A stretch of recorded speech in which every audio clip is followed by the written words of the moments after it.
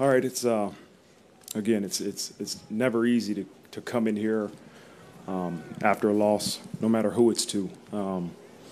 It's disappointing, that we didn't execute. I mean, it comes down to execution. We did not execute the way we obviously needed to win this game, and so we have to look at ourselves as individuals. I just told the team that we all have to look at ourselves, starting with the head coach on down, and say, okay, what do I have to do?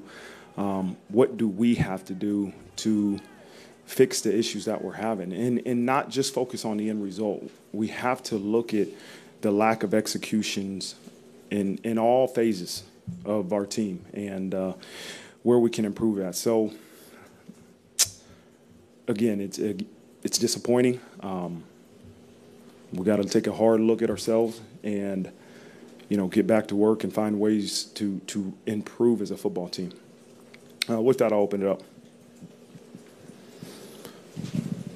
We'll start in the back row here in the middle with Tim. You talk about the lack of execution, Coach. I mean, as you look at it, I'm sure obviously you're going to study it here. I mean, what kind of things can you point to? Did you suspect that you were not prepared to execute on a high level today? No, I thought it was a good week of preparation. And that's something we have to go back and evaluate and say, okay, we felt it was a good week of preparation, but it didn't, roll over to the game. And so let's go look at our preparation and look and say, okay, where can we enhance the way we prepare to make sure that we're finding a better way to execute. And I wish there was a part, like one thing, if we did this, bam, it would happen in the game. But it's really an evaluation of everything we're doing, right? Schematically, personnel-wise, everything, to look and say, okay, how can we improve the next time we're on the field? As you assess this, I mean, you're an inexperienced head coach. What role do you think that has played in this? I don't know if it's my experience as head coach, and I don't know if that's a reason why or a lack of execution. But it starts with me, right? It starts with me as the head coach and looking at myself and saying, what do I have to do to help this football team and really look at everything we're doing, because the performance isn't where we need it to be. Coach, we'll go to the front row to your right. Hey, Marcus, you've talked repeatedly since you got the job about this being a team and a program led up front on both sides of the ball. And, 2 weeks in a row in the fourth quarter, that hasn't transpired. How close do you feel like you guys are to being that team, and what can you do to help them become that team? We're not close enough, and if you can't stop the run or, get after the quarterback when it's crunch time, if you can't run the ball and protect the quarterback when it's crunch time, we're not where we need to be, but if we want to be the program we all aspire to be, we're going to have to be an O-line and a D-line driven program. That's not going to change, but we're not where we need to be. We know that. Many of your key leaders on this team are players on both of those units, whether it's Foskey or the Adamalolos, Jared, obviously Lug. So how much confidence do you take when there are bumpy waters like this that you have the right guys in place to help get it turned around? Yeah, I challenge the leaders. I challenge them because right now is going to be a difficult time because there's two situations going to happen, right? There's going to be people that say you aren't good enough, you guys aren't a good enough team, and there's going to be people that say it's okay, you did your job. And neither of those things can creep into our program, right? We have to stay together, look internally, and say, okay, what do we have to do as individuals? It's not that I did my job. It's not that, hey, I'm not good enough. It's no, what do we have to do as an individual to improve and to make sure we're in a position to execute on Saturdays? We'll stay in the front to the left with Patrick. Marcus, late in the fourth quarter with Drew coming in for Tyler, was that an injury-related thing or just wanted something new? Yeah, it was injury-related. Tyler hurt his shoulder when he got tackled. And then in the fourth quarter on another 90-yard touchdown drive, what did you notice there that might have been similar to last week or something kind of new entirely? The biggest thing was a lack of tackling. It's too many times where, run or pass, we didn't get the ball carried down. You can't let an offense drive 95 yards at any moment, but especially not in the fourth quarter when the game's on the line and you're up and you're trying to, put the game away. And, our special teams unit put the ball in a great field position and in the 5-yard line, and we have to, when it matters the most, as I've always said, when it matters the most, we have to execute, and that's at the end of the game in the fourth quarter when the game's on the line. We got to find a way to get a stop, and we got to tackle, and we got to execute better. Far right, second row with Tom. Marcus, what can you do to help these guys? I gotta be a leader. I gotta be a leader, and I can't sit here and point the fingers at any one person. You start with pointing the finger at yourself and saying, hey, I'm going to evaluate myself first as the leader of this program and say, okay, where can we improve? And then we got to challenge everything we're doing. We can't just say, okay, hey, guys, just keep doing it the same way and things are just magically going to improve. No, we got to be very strategic and honest with ourselves and honest with each other, which isn't uncomfortable all the time.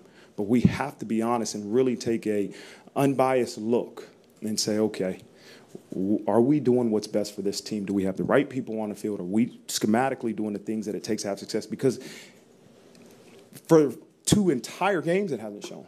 It's shown at points. We've done a really good job at points in the game, but the entirety of 2 games, it's not where we need to be. And so as a leader, I got to be the first one to look at myself, and then we got to really look at what we're doing and challenge it. When you feel like you've challenged them in the 2 weeks heading into the Ohio State and then today, and then it doesn't work, where do you go from there? Do you tear it down and start over, what can you do? No, you continue to reassess, right? You look at personnel, you look at scheme, you look at where are the mistakes happening. That's the biggest thing, okay? Where's the lack of execution and mistakes occurring, and why? And then we got to figure out, okay, what do we need to do to make sure those things stop happening? Because that's what it is, right? It's the lack of execution. Yes, when it matters the most, but throughout the entire game, there's moments where there's a lack of execution for whatever reason it is, and we got to look at those moments and say, okay, what do we have to do to fix it? Personnel? Is it understanding what we're doing schematically? Is it the preparation? Whatever it is, we have to figure out and we have to address it. Go far left, second row with Tyler. Marcus, is there a concern that Tyler Buckner's being asked to do too much with leading the offense in carries and then also trying to throw the ball over the field? We'll assess that. I can't tell you right now. I felt really good with the game plan going in, and we didn't produce the results that we wanted to. And so we got to look and see. We got to say, is there too much on his plate? Are we asking him to do too much? And that's going to be a part of what we do. And then how much has the inconsistency of the offensive line affected the ability with play calling?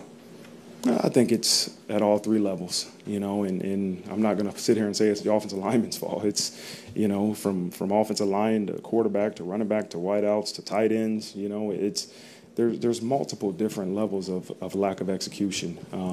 But again, we are an O-line driven program. I've said that, and it starts up front, and we know at every position we got to improve, but at O-line too. We'll go front row to your right with Pete.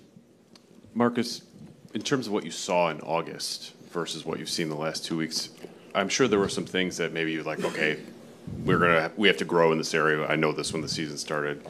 What are those areas?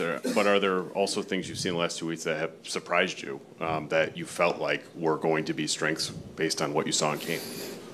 I want to be able to run the ball better, and so we have to look at. We had 130 yards rushing today, but I still didn't feel like we could run it at will, and so how do we get it to the point where we feel like we can stay consistent and stay in rhythm by the ability to run the ball, and we gotta hit open wide receivers in the pass game.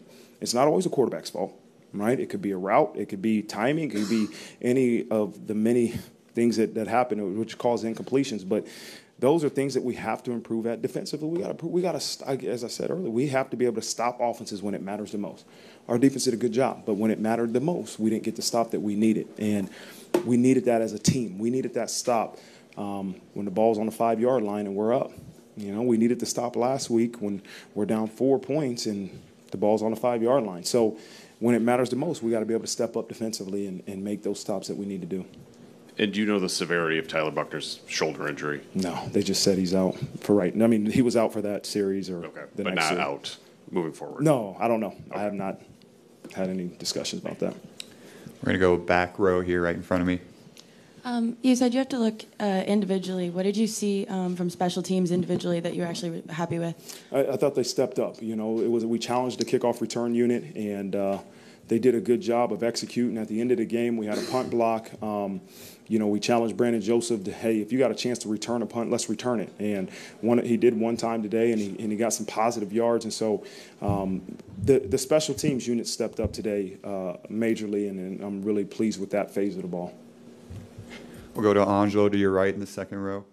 Coach, Jarrett Patterson at the end of the game is about as visibly as upset as you'll see a player. Who's that? Jarrett Patterson. Oh, Jarrett Patterson, yeah. Did you catch wind of that at all? And what do you make of, just the visceral anger that he showed there at the end?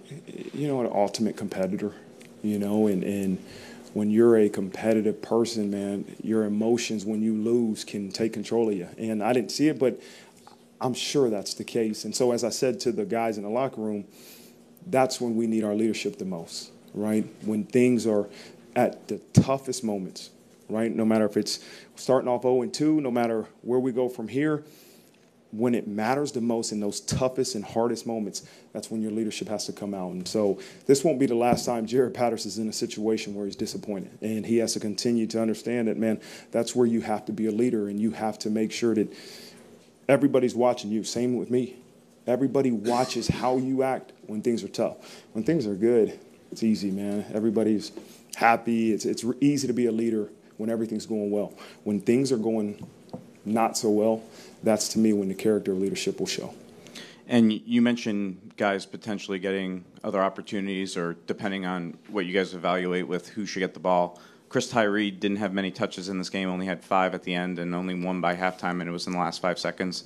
Just your thoughts on being able to maybe use a weapon like that more moving forward? Yeah, we'll go and evaluate, those 5 reps that he got the ball and see how he graded and what he did. But Chris Tyree's a guy that I have no hesitation in making sure he gets the ball in his hands. And so if we have to find ways to do that and be creative and getting the ball in his hands more often, then we got to do it. Okay, we are done. Thank you, Coach. Good? Thank you. Yep. All right, guys.